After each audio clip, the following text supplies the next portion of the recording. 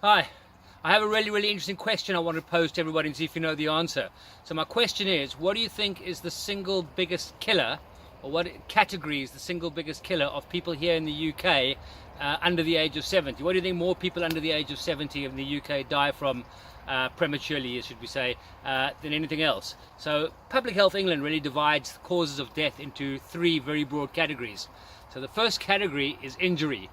Injury is a really big category because injury covers anybody who dies as an act of violence. So if you get murdered or a crime that goes wrong, that's an injury. Injury covers all fatal car accidents. So if you die from a car accident, that's an injury. And injuries cover just about any other accident that can happen. People falling off ladders, people slipping in the bath. All of these things constitutes mortality or death by injury. Well, guess what? As a cause of injury for people, a cause of death for people under the age of 70, that accounts for about 5 or 6% of deaths in the UK. The next category is what we call communicable diseases. These are diseases that are passed from person to person or from one thing to another, in other words, infections. So this could be things like malaria, which is passed by mosquitoes. It could be, on a big case scenario, not that we have much of it in the UK, things like Ebola. But, so any illness or disease that's passed from infection, even people that die from the flu, this is a communicable disease. The other thing that constitutes communicable diseases is genetically passed illnesses. So those people that are born with an unfortunate or rare inheritance in terms of genetics from their parents and their own mutations, and this gives them an illness that causes a premature death. So that, believe it or not, altogether counts for about another 4 or 5% of premature deaths in the UK. So if you take everybody that dies from injury and everybody that dies from a communicable disease in the UK, you're talking about 11% of premature deaths. The other 89% of premature deaths in the UK are caused by non-communicable diseases. These are diseases which are generally lifestyle based. So we're talking about cardiovascular diseases, we're talking about type 2 diabetes, we're talking about certain strains of cancers, quite important, not all cancers. Some cancers are under that communicable heading because they're genetically passed down. So 89% of people who die in the UK under the age of 70 are going to die potentially from non-communicable diseases that are lifestyle based. In other words, these are things that are pretty much in our own control. These are decisions we make today that affect our longevity, but not just our longevity, but our quality of life. When I have this, when I talk about this subject in the presentations that I do at the moment to people in terms of making one positive lifestyle change that can help you to live longer, I quite often quote a line from a song in the 80s, I think it was John Cougar Mellencamp's song Jack and Diane, where there's a line in there that says, "Oh yeah, life goes on long after the thrill of living has gone." And I think that's just as important as this premature death, because with modern medicine today we can keep people alive for longer, but that doesn't necessarily we can keep people having a good quality of life.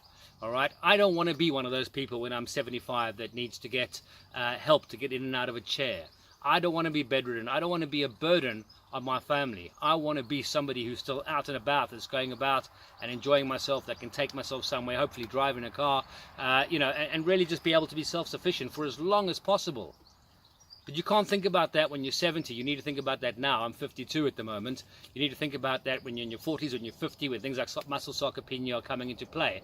And there's a big lack of education around these lifestyle choices that you need to be able to make to do this. I think we all have a few ideas, but nobody kind of really understands the true implications of their own lifestyles on the quality of life. And I think today businesses, corporates, teams, any groups that have a responsibility to look after people, and if you run a business today, you have a responsibility towards your employees, needs to be actually part of this whole wellness concept, needs to be really helping their staff to understand what the implications are of lifestyle changes. You can't always get a horse to drink when you get it to the water, but it's not going to drink if you don't lead it there in the first place. So there is an education process that needs to be done. So really what I'm talking about over here is being able to talk to people about their lifestyle choices and being able to show in an understandable way the evidence behind lifestyle choices and the implications, and more than that, help people make one single lifestyle choice. And that's important. The evidence today shows that a single lifestyle changed into a positive lifestyle can have a significant impact on your longevity and the quality of your life as you go on. So one of the things that I'm doing at the moment is running a series of seminars and presentations, 90-minute presentations, 2 groups. That could be corporate groups, that could be team building groups, that could be sports teams. Really being able to deliver a presentation around the subject, being able to show people the evidence, really trying to help people go into the phase where they start to realize the implications to their own health and their own lifespan of simple lifestyle choices, and helping people and working with people to make that one simple change. This is key. There's just one simple change. The evidence shows that you just need to change one little thing to have a significant impact on all of this. So this video is really targeted at anybody that has a responsibility to groups of other people. My contact details are below on the social media that you're watching this on, and I ask you to get in contact with me, and I'll do whatever I can to come through and see you wherever you are in the UK and deliver this presentation to groups of people that you are responsible for, to see if we can help everybody live longer, more fulfilling lives. Thank you very much for watching.